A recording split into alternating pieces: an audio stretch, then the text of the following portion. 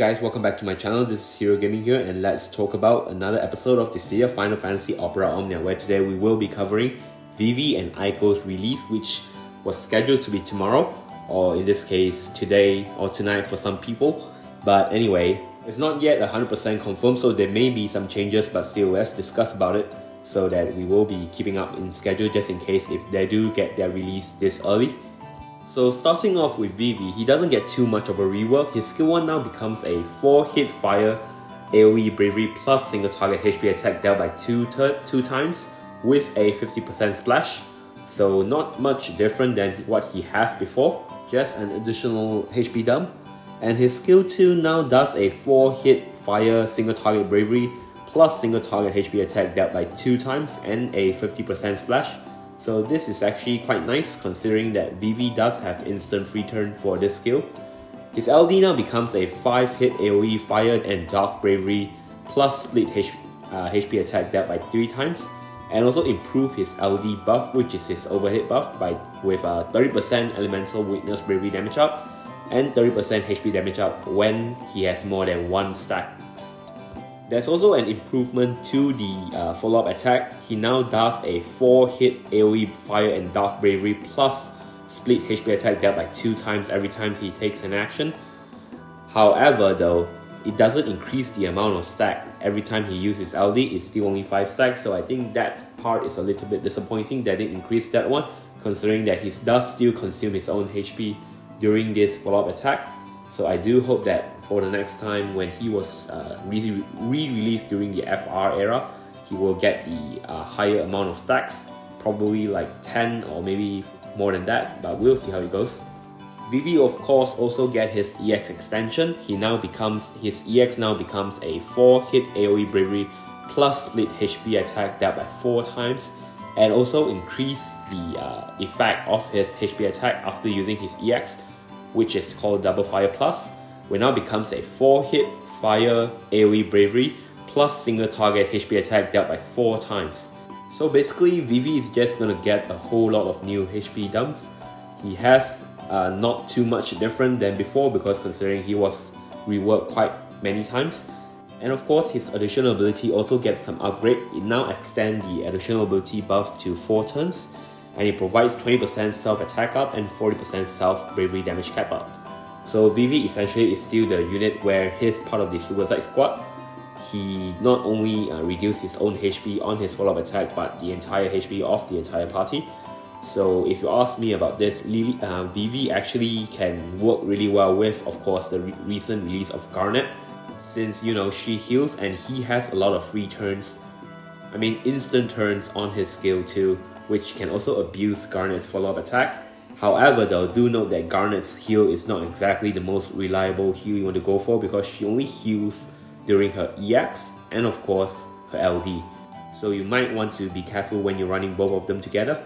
Vivi does have a very bad record of running him together with Barge, mainly because of the reason that if his LD his LD follow-up reduce Barge HP to less than 50%, it will actually prevent Barge from having his last stand, and of course this will make him being the immortal a little bit less reliable. Of course this also applies to any other tanks like Warrior of Light, Gladiolus. With Vivi around, he actually removed the last stand if you use his LD until the HP drop below 50%. So yes, you might want to be careful when running Vivi with them. But other than that, he's still a very good AoE damage dealer. Though I have to be frank that with units like Struggles coming up, and of course Squall's BT+, you might want to look for better option. So I won't say he's bad, he's still good, but just there's a lot more viable options out there right now. But yes. And moving forward, we have Eiko, which is the newest release of her LD in this upcoming banner. She gets a rework on her skill 1, which right now batteries the entire party based on 300% of her initial bravery, and she provides 150% gain max bravery overflow. She also heals the entire party by 100% of the HP damage dealt, up to 50% of the maximum HP. It also doesn't increase turn count, but it doesn't have any extra HP dump or bravery damage.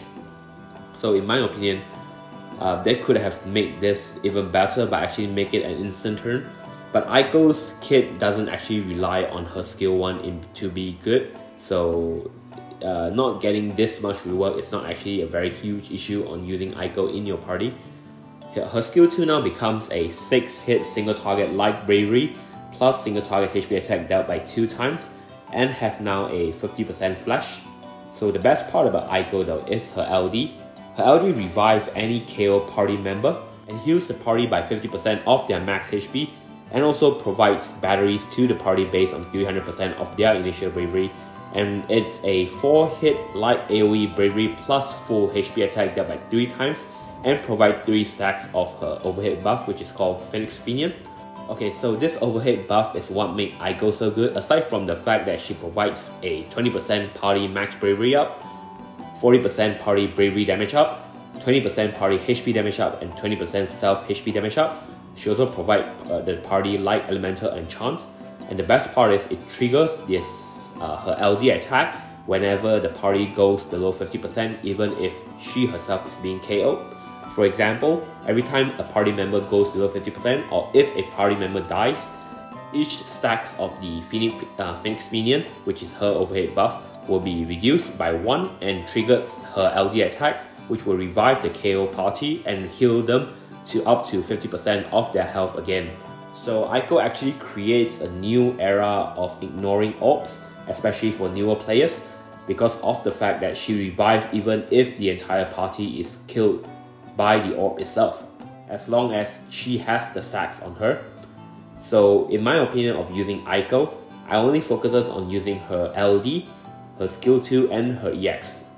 Her skill 1 doesn't gain any rework, doesn't really affect much, like I mentioned before, on how to exactly abuse her kit, because you will be focusing much on her LD anyway to maintain the amount of stacks she has on her overhead buff. So aside from this, Eiko also get her EX extension, which now her EX now increased the recast speed by 20%, and it's a 4-hit light AoE bravery attack plus full HP attack dealt by 4 times, and of course increase the HP heal to the party by 100% of the HP damage dealt, and extend her light imperil debuff to 8 turns. She now has a stronger double holy attack, which is the HP attack after using her EX. It is a 4-hit light single target bravery plus single target HP attack dealt by 4 times, and it has a 50% splash on the 2nd and 4th attack, and also increase her EX recast gauge by 10%. Her additional ability now extend the buff to 7 turns, and provide a 50% party attack up and 20% party brave damage cap up. Of course, the additional ability still refunds her skill 1 and skill 2 by 1 skill, so that part itself doesn't change. So in my opinion, Eiko is actually a very interesting unit, but I would definitely want to skip her in my main account, mainly because of the fact that I don't plan on dying on my main account.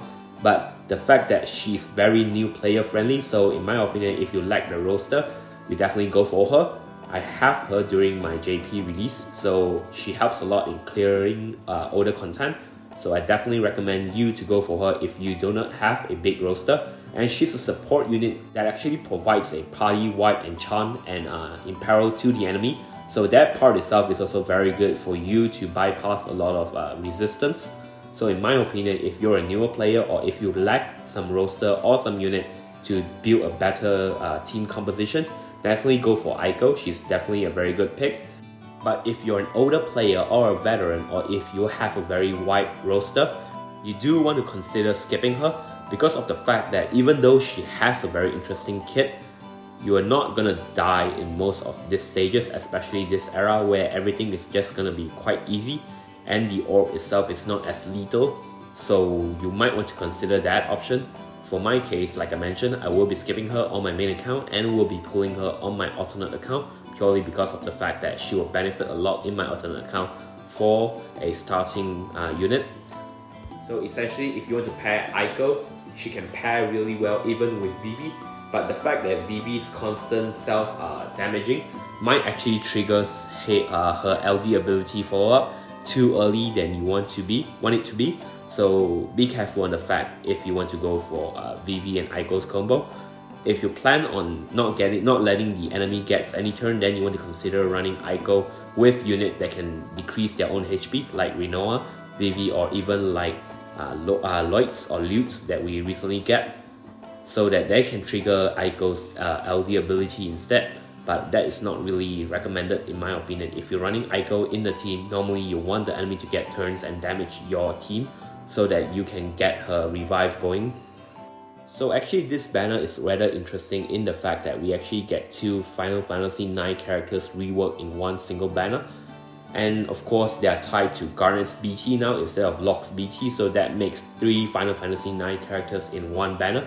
I'm not sure whether we have seen this occasion before, but I think this is quite a unique event.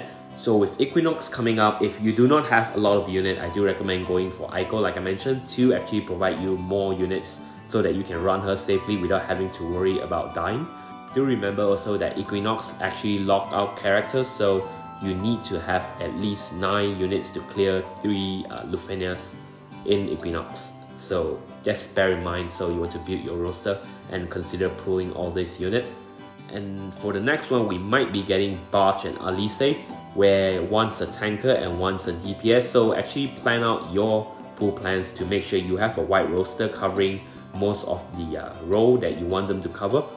Like Vivi is a DPS and Eiko's a support, whereas Alice is also a DPS that turn hogs, whereas Barge is a tank that protects the entire party and provides some healing element in his kit as well.